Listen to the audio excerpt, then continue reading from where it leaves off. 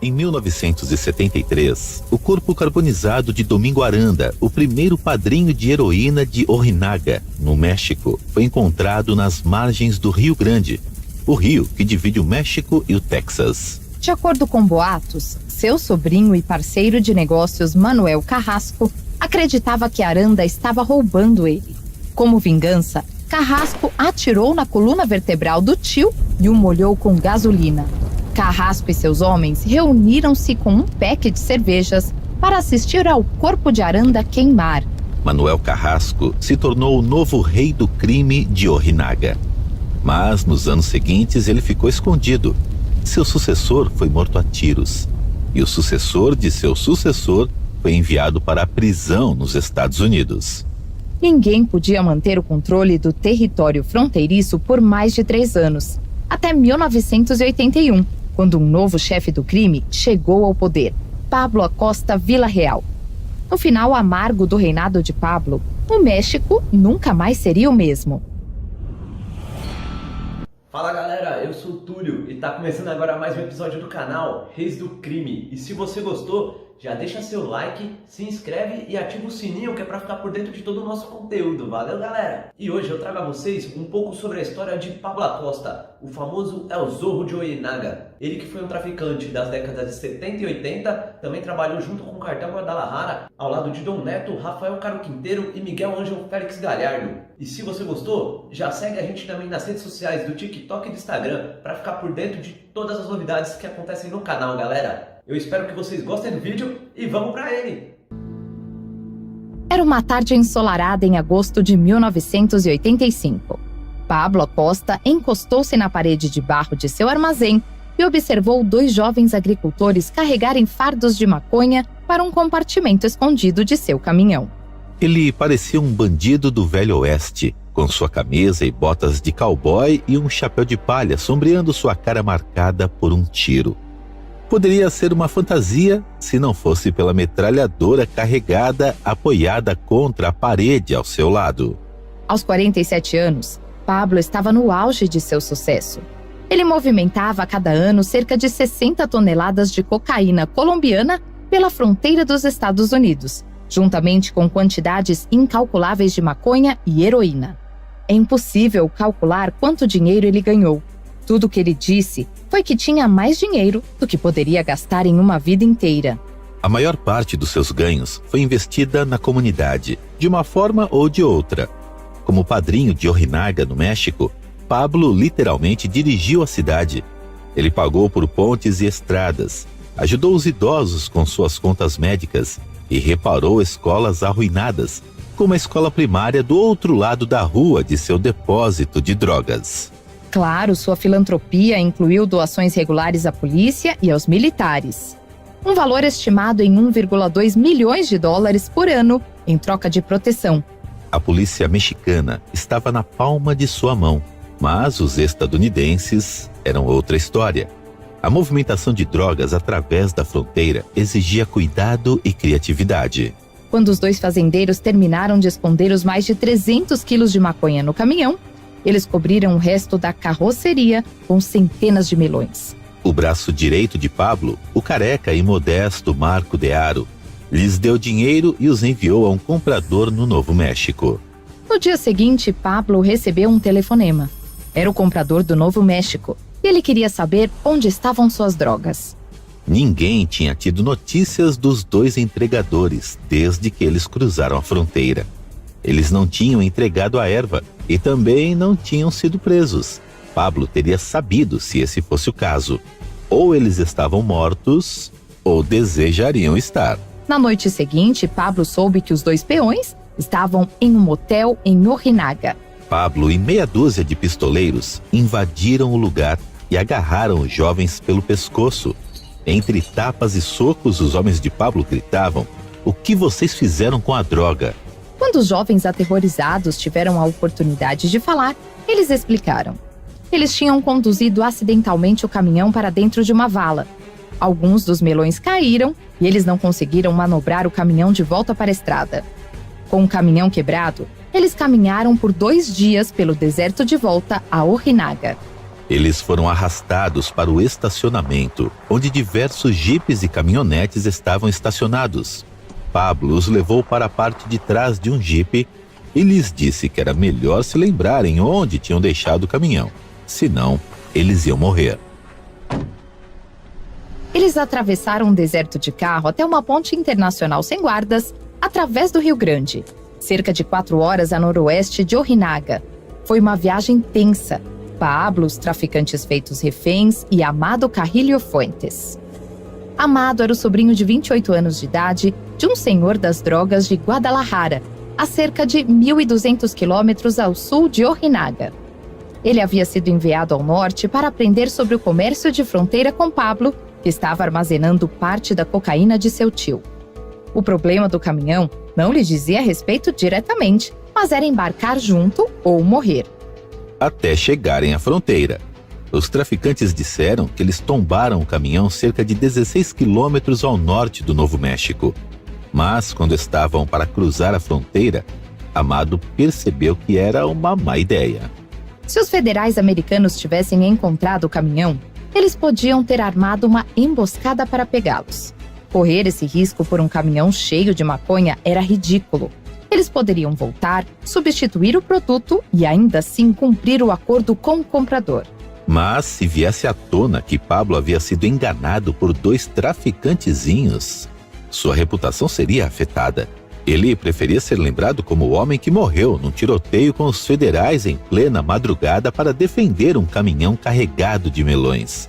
O perigo estava à espreita quando eles atravessaram a fronteira. Alguns quilômetros adiante, eles encontraram um caminhão em uma vala, exatamente onde os rapazes disseram que estaria. Os 300 quilos de maconha ainda estavam intactos. Iluminados pelos faróis do jipe, a equipe manobrou o caminhão de volta para a estrada e empilhou as centenas de melões caídos. Pablo, Amado e Marco assistiram do capô de outro jipe enquanto compartilhavam um maço de Marlboro. Quando o trabalho terminou, Pablo deu aos 2 jovens traficantes uma longa conversa sobre a desonestidade da natureza humana. Ele havia sido roubado tantas vezes por pessoas em quem ele pensava poder confiar, que finalmente chegou a desconfiar de todos. Eles escutaram, petrificados, esperando por uma punição. Mas ao invés disso, Pablo tirou um maço de dinheiro e deu a cada um $500 americanos. Depois os dispensou com pão com Deus. Os 2 rapazes correram para o caminhão de melão e aceleraram durante a noite toda. Pablo e sua comitiva acenderam mais cigarros e correram de volta para Ojinaga. O dia de trabalho ainda não tinha terminado.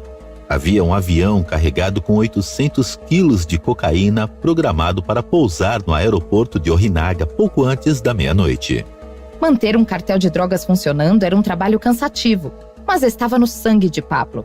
A família Acosta vinha fazendo contrabando há gerações. A seguir, vamos acompanhar o início da história de Pablo e ver como um trabalhador agrícola migrante se tornou um dos mais notórios senhores da droga da história mexicana.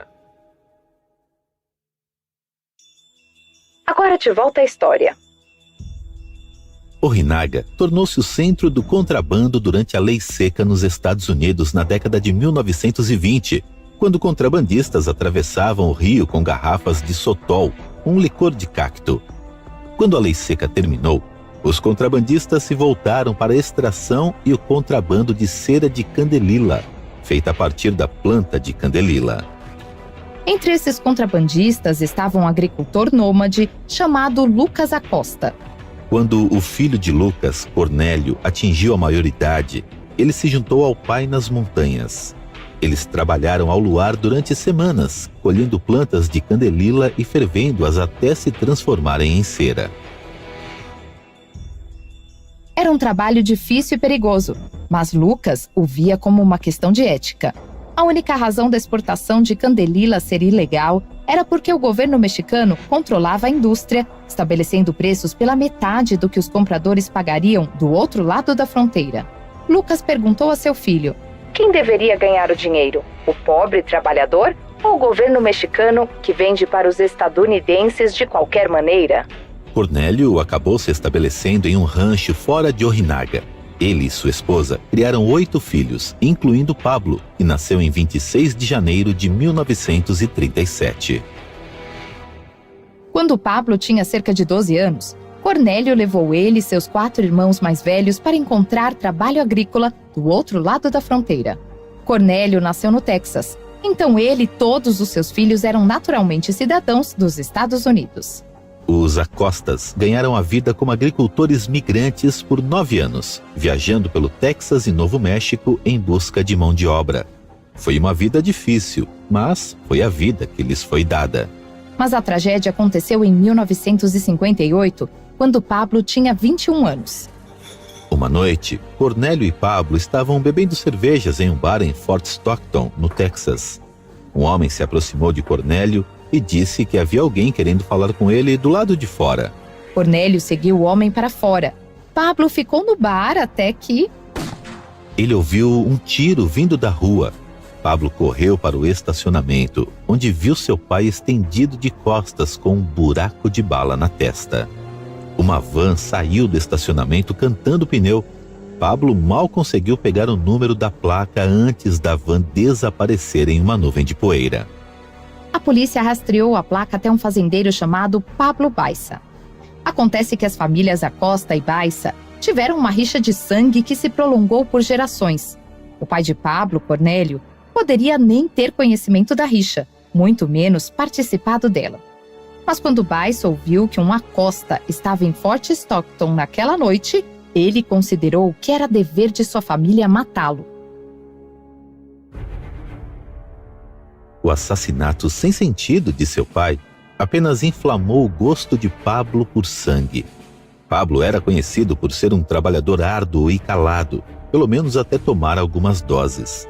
Depois de perder seu pai, a bebedeira e o comportamento violento ficaram fora de controle. Durante os anos seguintes, Pablo acumulou meia dúzia de acusações por dirigir embriagado, por conduta desordeira e outros delitos. Ele vivia e trabalhava em uma fazenda perto da pequena cidade de Lovington, no México.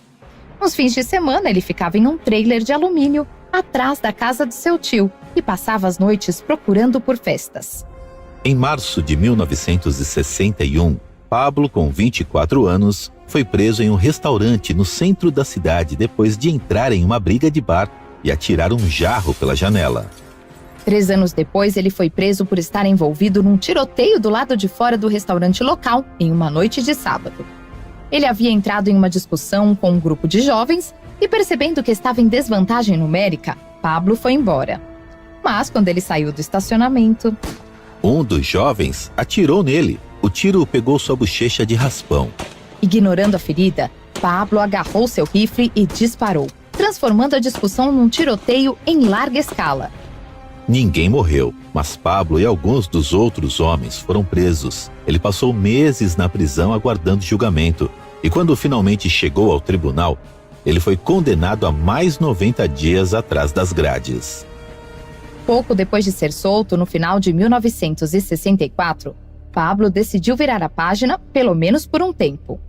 Ele se mudou do sul de Lovington para Odessa, no Texas, onde alguns de seus irmãos moravam. Em Odessa, ele conheceu uma menina chamada Olivia, que coincidentemente também havia nascido em Ojinaga. Eles se deram bem e não demorou muito para se casarem. Entre 1966 e 1968, nasceu a única filha de Pablo e Olivia, Karen. Pablo trabalhava na construção civil, um dos poucos empregos disponíveis para um imigrante mexicano sem formação. Mas com uma filha para sustentar, o dinheiro ficou apertado. Alguns de seus colegas de trabalho lhe ofereceram uma solução. Nos anos 60, o contrabando de drogas através da fronteira entre os Estados Unidos e o México ainda era muito pequeno. A grande maioria da heroína contrabandeada para os Estados Unidos entrava através do Canadá, e o comércio de cocaína ainda não havia decolado. Mas existia uma crescente transação de drogas do outro lado da fronteira, em Ojinaga, dirigida por Domingo Aranda e Manuel Carrasco. Os traficantes de Ojinaga recrutavam contrabandistas para passar drogas através da fronteira em quantidades muito pequenas, como 30 gramas por vez.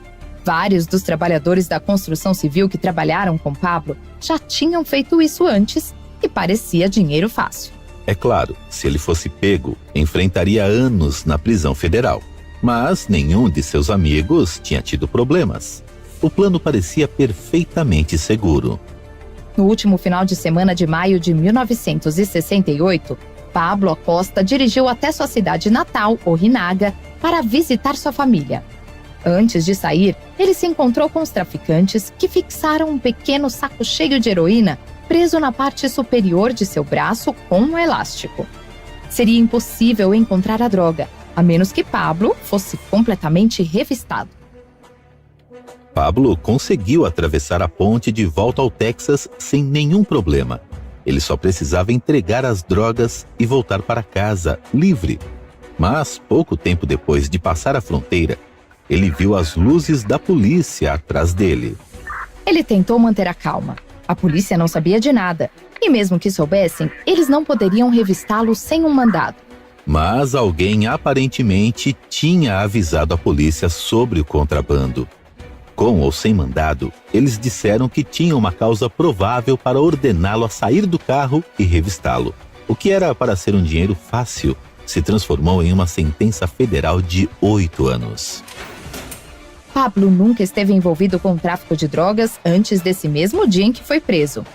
Mas uma vez na prisão, ele fez amizade facilmente com outros traficantes, incluindo um traficante de heroína conhecido como Short Lopes, ou, em tradução livre, Lopes Baixinho. Lopes nasceu e cresceu em Odessa, e antes de sua prisão ele havia trabalhado para Manuel Carrasco, o senhor das drogas, que dirigia o território ao sul da fronteira em Ojinaga. Nos anos 70, os cartéis de drogas mexicanos que conhecemos hoje ainda não tinham se formado. Todos os traficantes de drogas eram considerados um único grupo, a máfia. Mas Carrasco e seu pequeno círculo de amigos reivindicaram um território de fronteira e pagaram à Polícia Federal por proteção. Com Short Lopes, Pablo aprendeu que o contrabando era um trabalho extremamente perigoso. O verdadeiro dinheiro estava no gerenciamento das drogas, quando elas cruzavam a fronteira. Em 1973, depois de cumprir 5 dos 8 anos de sua sentença, Pablo foi solto por bom comportamento. Aos 36 anos, ele finalmente tinha um plano sólido e estava pronto para colocá-lo em ação.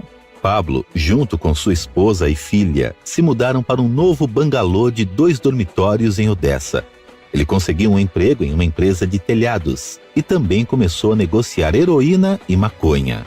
Provavelmente ele conseguia as drogas com Short Lopes, que havia saído da prisão mais ou menos na mesma época e tinha se mudado para Ojinaga para trabalhar diretamente para Manuel Carrasco. A polícia local rapidamente tomou conhecimento da pequena operação de Pablo. E durante o ano seguinte, sua casa e outras bases de operações ficaram sob vigilância constante. Ele era parado quase sempre que passava por um carro da polícia. Quando ele era abordado, entregava a carteira de motorista e se fazia de bobo, dizendo aos oficiais: "Desculpem, eu não falo inglês." Apesar dos policiais saberem que ele falava inglês perfeitamente bem.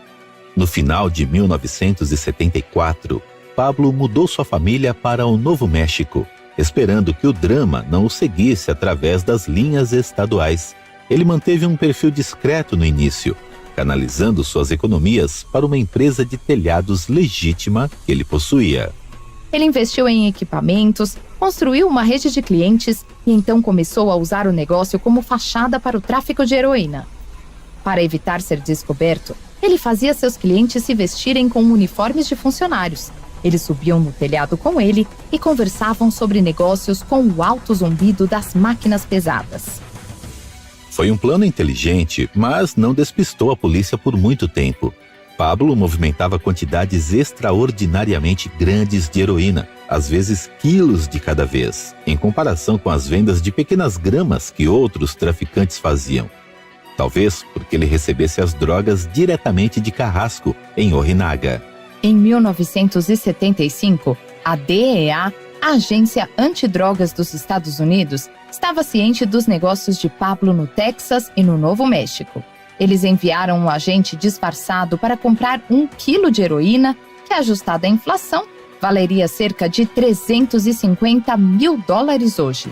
O plano quase funcionou.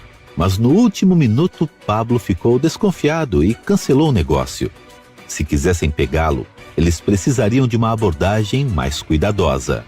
A DEA teve uma segunda chance inesperada no ano seguinte, em novembro de 1976, quando organizou uma operação para prender outro traficante de heroína do Novo México, chamado Delfino Rendon. Posando como grandes compradores de Nova York, 2 agentes pediram meio quilo de heroína a Rendon. Naquela época, meio quilo vendido por uma média de $25 mil corresponde a mais de $100 mil hoje. Para fazer um pedido como esse, era necessário uma fonte muito bem relacionada. E se os agentes descobrissem quem era a fonte de Rendon, eles poderiam pegar 2 coelhos com uma cajadada só. Os agentes ficaram atônitos quando seguiram Rendon até a pequena casa branca de 2 quartos de Pablo Acosta. Por ser uma venda tão grande, Pablo acompanhou Rendon para finalizar o acordo. Eles entraram na caminhonete de Rendon e dirigiram até o local combinado, um poço de lama profundo nas colinas de areia, a poucos quilômetros da cidade. Eles chegaram ao poço perto do anoitecer. Já havia um sedã laranja esperando lá, os compradores de Nova York, ou seja, os agentes infiltrados. Rendon seguiu os 2 homens até o poço. Pablo ficou para trás, inclinado sobre o capô do caminhão com seu chapéu de cowboy de palha para proteger seu rosto da brisa fria. Tudo parecia rotina, até que... Um dos compradores puxou uma arma e empurrou Rendon para o chão. Pablo tirou seu revólver. O homem com a arma gritou: "Polícia! Levantem as mãos!" Pablo correu para as colinas de areia. Um dos oficiais o perseguiu por quase 2 quilômetros, mas o céu estava escurecendo e era difícil de enxergar. Pablo mergulhou em um tubo de drenagem que passava por baixo da rodovia. Ele colocou uma planta em frente à abertura do tubo para esconder o rosto e esperou. O agente da DEA passou bem na frente do cano, tão perto que Pablo poderia tocá-lo. Ele olhou à sua volta e então seguiu em frente. Os agentes revistaram a área por mais um tempo e até mesmo usaram um avião para patrulhar o local. Mas logo ficou muito escuro para poder enxergar, então eles desistiram. Pablo tinha escapado mais uma vez da prisão. Quando o deserto finalmente caiu em silêncio, Pablo rastejou para fora do tubo e pegou carona de volta para a cidade. Ele suspeitava corretamente que logo haveria um mandado federal para sua prisão.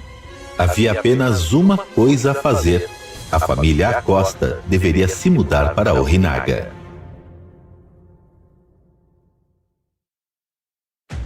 Agora de volta à história. No México, a frase "Quem está dirigindo a praça?" significa, coloquialmente, "Quem está no comando aqui?" No contexto do tráfico de drogas, a pessoa que dirige a praça, por assim dizer, é o traficante que controla um determinado território. Antes do sistema de cartéis rivais se solidificar no final dos anos 80, o mundo do crime mexicano era algo como uma corporação de vários níveis. No topo estavam a polícia, os militares federais e outros oficiais públicos. Em todas as áreas, havia um senhor das drogas que pagava as divisões da polícia local para fazer vista grossa aos seus crimes. Qualquer outra pessoa era livre para vender, crescer ou contrabandear drogas naquela área, desde que pagasse uma taxa ao homem no topo para cobrir uma parte dos pagamentos da polícia. Mas qualquer um que tentasse traficar drogas sem pagar ao traficante que dirigia a praça, como eles o chamavam, seria imediatamente entregue à polícia e preso. Esse era um bom negócio para os grandes traficantes, porque eliminava a concorrência e também era bom para a polícia, que podia apontar as prisões ocasionais como prova de que eles estavam fazendo algo contra os narcotraficantes. No início dos anos 70, a Praça Ojinaga era controlada por Manuel Carrasco. Depois que ele incendiou seu antecessor nas margens do Rio Grande em 1973, Carrasco expandiu sua operação para ser a fonte final de todas as drogas vendidas na região de Ojinaga, assim como ao norte da fronteira no Texas e no Novo México. Então, em 1976, Manuel Carrasco desapareceu de repente. Dizem que ele se escondeu depois de uma violenta disputa com o fornecedor, mas mesmo seus associados mais próximos não sabiam exatamente para onde ele tinha ido. E, por um tempo, Ninguém sabia quem estava dirigindo a praça. Alguns meses depois, funcionários da capital do estado de Chihuahua fizeram uma visita ao antigo braço direito de Manuel, Short Lopes. Quando Manuel partiu, a responsabilidade pelos pagamentos da praça recaiu sobre ele. Quando Pablo Acosta, de 39 anos, chegou a Ojinaga em novembro de 1976, um dia depois de escapar da DEA, ele não poderia estar em uma situação melhor. Seu velho amigo da prisão estava dirigindo o negócio local. Lopes deu a Pablo uma metralhadora e imediatamente o colocou para trabalhar como seu motorista e guarda-costas. Pablo continuou vendendo heroína para seus antigos contatos no Texas e no Novo México, mas com a segurança de estar em Ojinaga. Ele forçava seus clientes americanos a irem até ele ou contratava traficantes para atravessarem as drogas através da fronteira. Enquanto ele não atravessasse a fronteira, a DEA não poderia tocá-lo. E enquanto ele pagasse uma porcentagem de seus lucros a Short Lopes, a polícia mexicana também não o incomodaria. Como fachada para seu contrabando de heroína, ele abriu uma loja de roupas que sua esposa Olivia supervisionava e um restaurante perto da praça da cidade. Ele tinha feito bom dinheiro no Novo México, mas ao sul da fronteira, seu negócio estava realmente em franca expansão. O mundo dos narcóticos de Ojinaga era, na época, um lugar em perfeita harmonia. Até que Manuel Carrasco, que ainda estava escondido, soube que o Short tinha tomado o controle da praça. É um pouco estranho que Carrasco tenha ficado ofendido com isso. Ele estava desaparecido há meses e alguém tinha que dirigir as coisas no lugar dele. Mas surgiram rumores de que Carrasco planejava matar seu antigo vice-comandante como vingança pela tomada de poder. Short Lopes só tinha governado a Praça Ojinaga por um ano antes de Carrasco decidir que seu tempo tinha acabado. Em 1º de maio de 1977, Lopes e seu motorista estavam a caminho de seu rancho a poucos quilômetros de Ojinaga, quando foi emboscado por alguns dos homens de Carrasco. Lopes, seu motorista e vários pistoleiros de Carrasco foram mortos no tiroteio. Carrasco nunca foi encontrado e, mais uma vez, a praça estava para jogo. Quando Carrasco desapareceu, funcionários públicos se aproximaram de Lopes e disseram que ele era o próximo na fila para comandar a praça. Mas, após a morte de Lopes, meses se passaram sem que ninguém recebesse uma visita com ordens oficiais. Foi como se o sistema da praça tivesse sido abolido de repente. A polícia começou a invadir a sede dos traficantes que antes protegiam, prendendo qualquer um que aparecesse. Pablo reduziu suas operações, mantendo-se o mais silencioso possível enquanto pagava as contas. Mas em dezembro de 1977, ele também foi preso em uma operação de busca.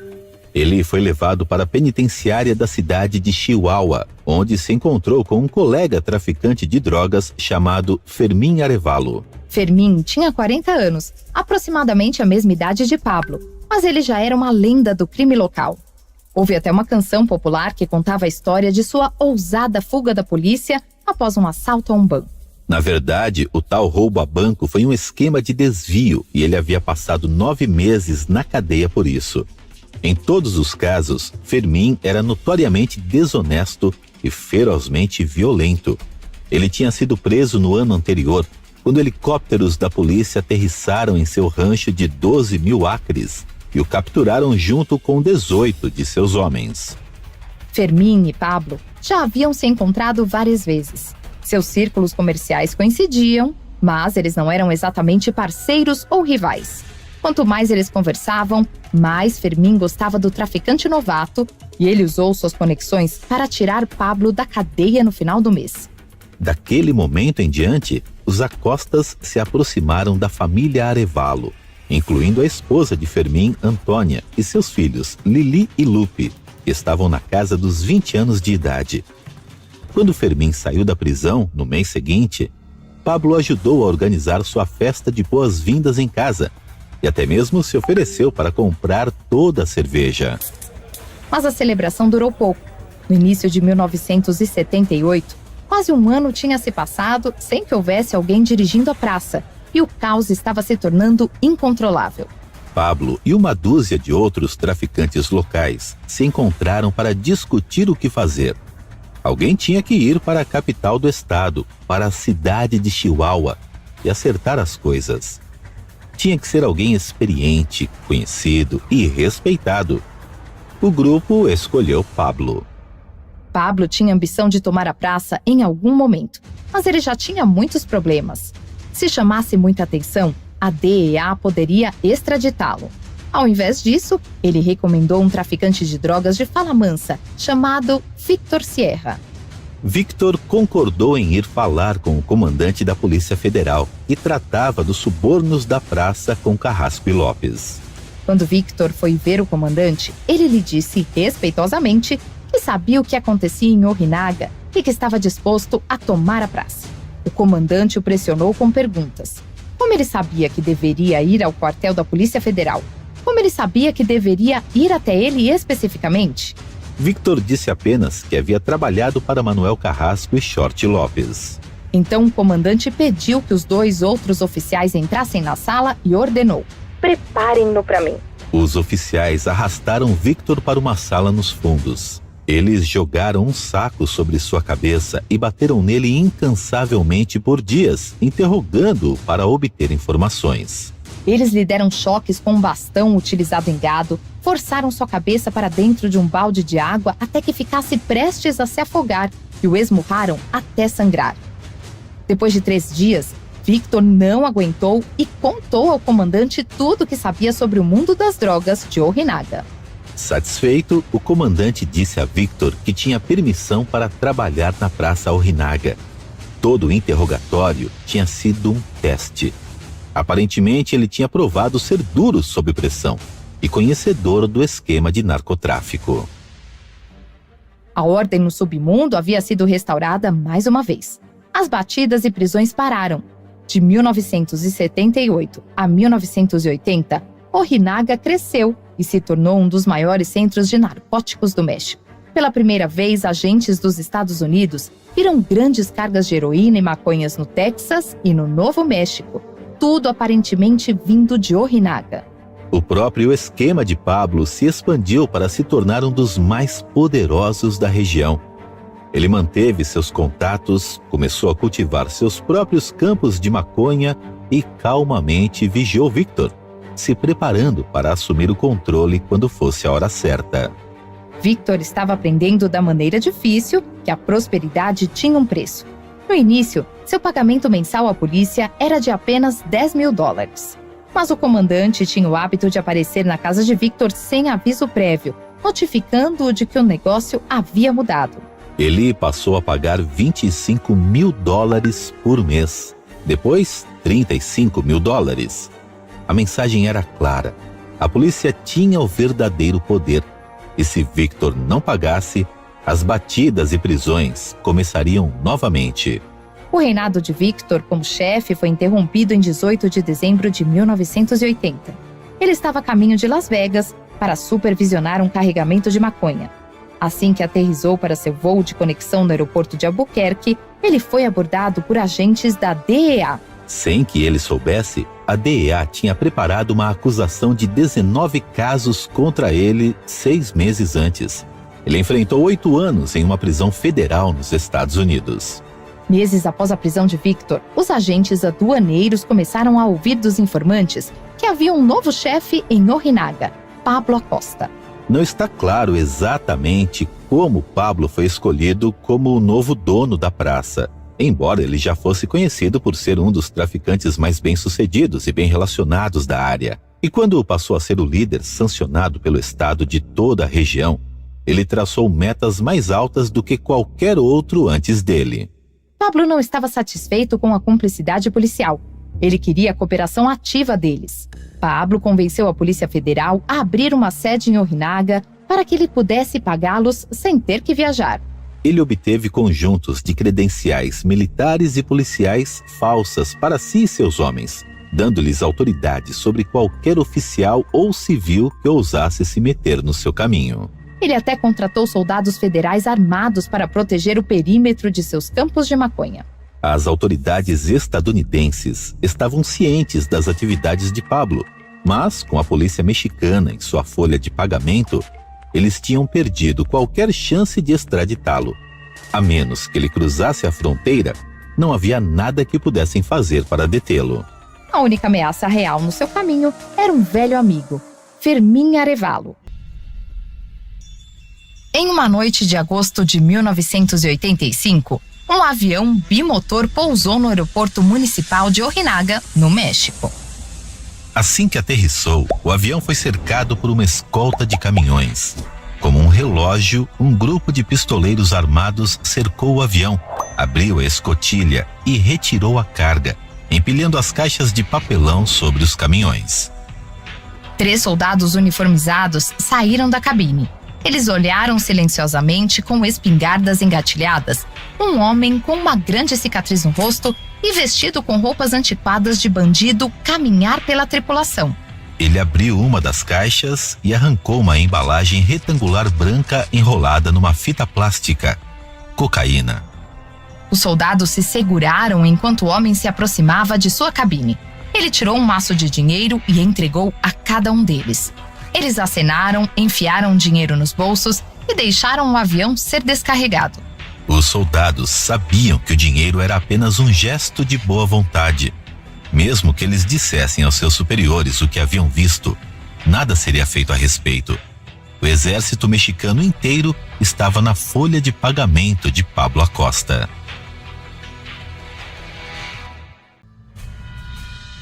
Em dezembro de 1980, Pablo Acosta, de 43 anos, assumiu a liderança da Praça de Ojinaga, o esquema de proteção federal que governava o comércio de drogas no México.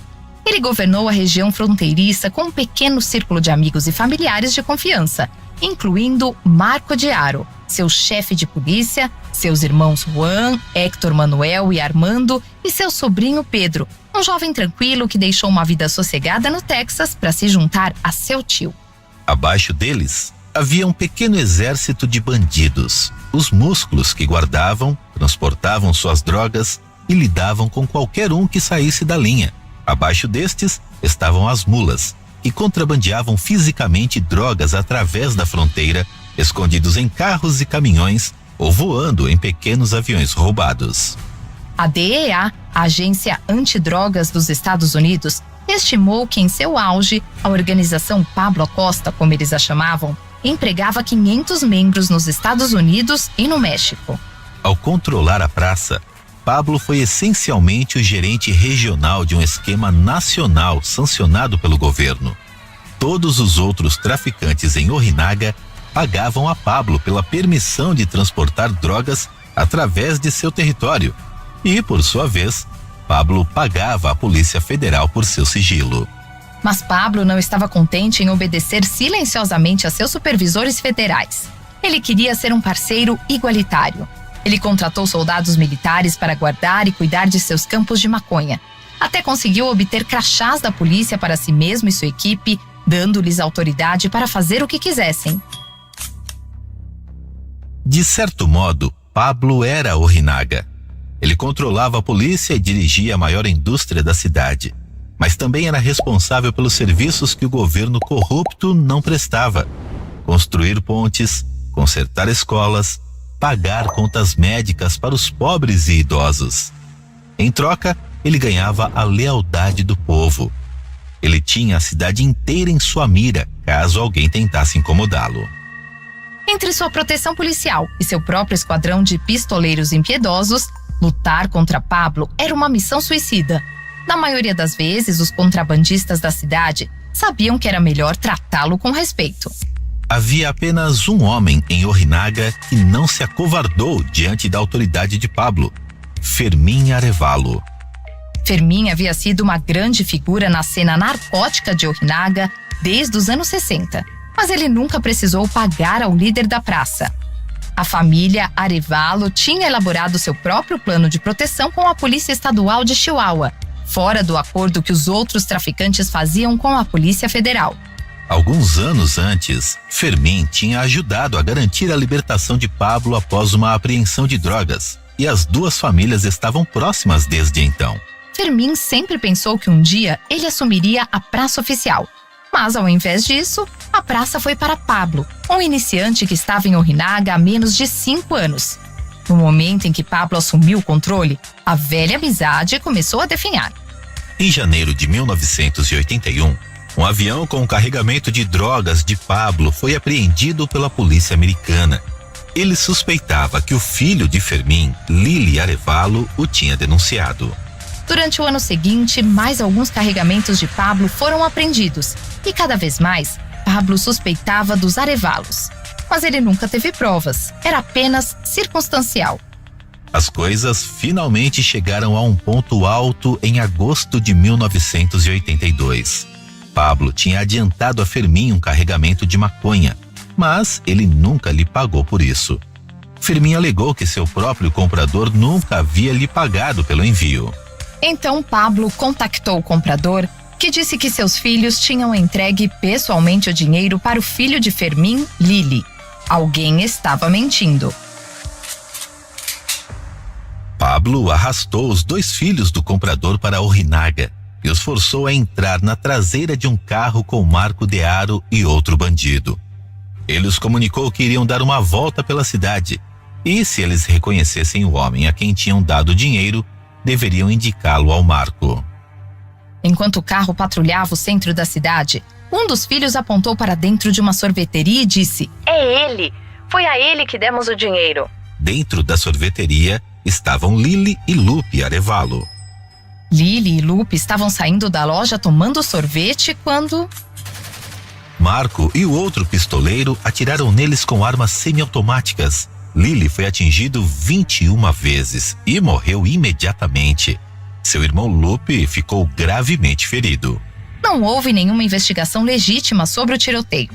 Mas quando Fermín foi identificar o corpo de seu filho Lili no necrotério, ele disse: "Eu sei quem fez isso." Pablo insistiu pelo resto de sua vida que não tinha autorizado o assassinato de Lili Arévalo. Seus homens tinham feito isso sem sua permissão. Mas os Arévalos o consideraram responsável e estavam dispostos a se vingar. 2 meses mais tarde, em outubro de 1982, Pablo e Marco foram encurralados em plena luz do dia fora de um restaurante no centro da cidade. Eles aceleraram enquanto balas rasgavam pela janela traseira do caminhão. Não muito longe dali, Pablo perdeu o controle e se desviou para uma caminhonete que se aproximava. Pablo foi jogado para fora do caminhão quando virou para a estrada. Marco escapou ileso e viu 3 homens armados correndo em sua direção do outro lado da estrada.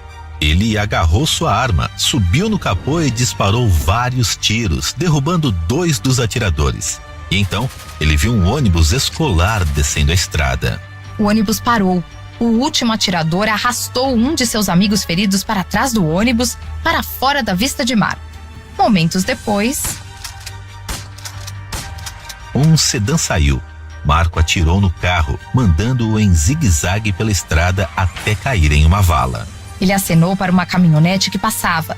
O motorista, um professor de meia-idade, parou para ajudar, pensando que se tratava de um acidente de trânsito.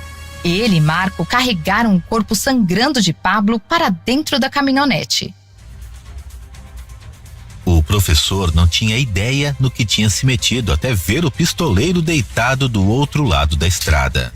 Marco pegou algumas munições e saltou para dentro da caminhonete do professor. Ele disse: "Acelere, pode haver mais deles por aqui." Quando chegaram na casa de Pablo, sua esposa Olívia correu com uma toalha. Ela limpou o rosto de seu marido enquanto Marco explicava o que tinha acontecido. A partir da conversa deles, o professor identificou quem era o homem ferido. Ele não reconheceu o rosto de Pablo Acosta, mas todos em Ojinaga sabiam seu nome. O professor se despediu e saiu correndo pela porta. Olívia estava furiosa. Foi Marco que matou Lili e agora toda a família Arévalo estava indo atrás de seu marido por vingança. Quando Pablo recuperou a consciência, ele concordou que Fermín Arévalo estava por trás da emboscada. Mas ele não estava interessado em descobrir de quem era a culpa. Ele só queria se vingar. A disputa entre os Acostas e os Arévalos continuou por mais 6 meses.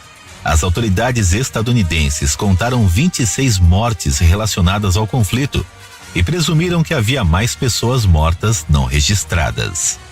Em uma ocasião, Marco de Haro, o irmão de Pablo, Juan e alguns outros pistoleiros abriram fogo contra alguns primos de Arévalo do lado de fora de uma loja de tacos no centro da cidade. Algum tempo depois, um chefe de polícia aposentado, um primo distante de Pablo, foi encontrado morto a tiros perto do Rio Grande. O golpe final veio em abril em 1983, em um salão de dança a poucas horas ao sul de Ojinaga. Por volta das 3 da manhã, após a maioria dos clientes ter ido para casa, as luzes se apagaram de repente. Ainda na festa estavam o irmão de Pablo, Juan, e um primo. Quando as luzes voltaram a acender, Juan estava morto perto da entrada, banhado em sangue.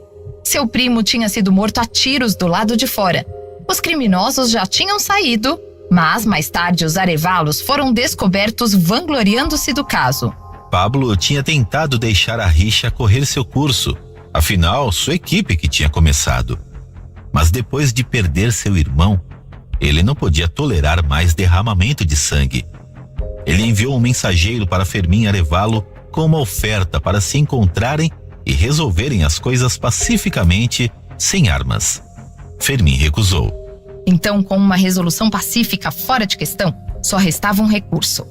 Pablo fez uma viagem ao rancho de Arévalo com todo o seu arsenal de armas automáticas. A seguir, veremos quanto sangue foi preciso para acabar com a disputa. Agora, de volta à história. Na tarde de 24 de agosto de 1983, o Ford de Pablo Acosta subiu a estrada de Cascalho até o rancho de Fermín. Com ele estavam seu irmão mais novo, Héctor Manuel, seu sobrinho Pedro e 2 outros pistoleiros. Quando pararam na frente da casa, a esposa de Fermín, Antônia, foi até a porta. Pablo disse a ela que queria falar com Fermín. Ela disse que Fermín não estava em casa, mas Pablo tinha vigiado a área por dias e ele notou que os 2 caminhões ainda estavam estacionados na frente da casa. Ele só podia estar lá. Pablo se convidou para entrar e se sentou numa cadeira perto da porta. Ele disse a Antônia que não tinha nada a ver com o assassinato de seu filho, que seus homens tinham feito isso sem sua permissão. Ele passou a listar todos que haviam sido mortos como resultado da rixa. Se fosse uma disputa, os Arévalos estavam à frente por uma larga margem, mas aparentemente ainda não era o suficiente. Pablo puxou sua pistola por trás das costas. Ele a segurou pelo cano e a passou para Antônia. Com lágrimas rolando pelo rosto, ele disse: "Se você acha que isso vai trazer Lily de volta, então me mate." Antônia pegou a arma. Ela olhou para ele, depois olhou para além do ombro de Pablo. Seus homens ainda estavam esperando junto ao Ford, olhando para ela com metralhadoras. Ela entregou a arma de volta. Pablo foi para fora e gritou: "Se Fermín não vai acabar com isso, diga a esse filho da puta que vamos fodê-lo e muito." O Ford de Pablo não havia chegado a meio quilômetro da casa quando 2 homens saltaram da vala, Fermín e um de seus fazendeiros. Eles empunharam fuzis de assalto e soltaram bala. Pablo se abaixou sobre o painel do carro para se proteger. No banco de trás, seu sobrinho Pedro pegou seu rifle. Fermín disparou toda a carga de 40 balas. Quando ele parou para recarregar, Pedro posicionou sua arma sobre o banco da frente e atirou pelo para-brisa. Fermín caiu. Uma caminhonete branca parou um pouco mais adiante na estrada. O motorista, o capataz do rancho, pulou e pegou seu rifle, pronto para entrar na ação. Mas Pedro atirou na cabeça dele primeiro. Os Acostas saíram para inspecionar os danos. Fermín e o capataz do rancho estavam mortos. O outro atirador largou seu rifle e correu. E assim, a disputa estava terminada. O resto da família Arévalo se dispersou. O filho sobrevivente de Fermín, Lupe, mudou-se para a cidade de Chihuahua, longe da jurisdição de Pablo, onde continuou a negociar heroína. Quando a notícia do tiroteio se espalhou pela cidade, Pablo se tornou um herói popular. Ele levou seu Ford cheio de balas para a cidade e o estacionou ao longo da rodovia perto de sua casa. Um lembrete de que ele era invencível. Depois que a disputa terminou, ainda houve tiroteios, assassinatos e sequestros regulares ao redor de Ojinaga. Mas não se sabe se Pablo foi responsável por algum deles, ou se eles foram obra de outras facções. O que é fato é que nenhum outro rival sério ousou desafiar Pablo durante anos. Pablo voltou à vida normal, carregando caminhões com drogas e os enviando pela fronteira, ameaçando as mulas que tentavam roubá-lo e distribuindo dinheiro para os velhos doentes que faziam fila do lado de fora de sua casa. Mas estar no topo era muito fácil, e ele estava ansioso para expandir seus negócios.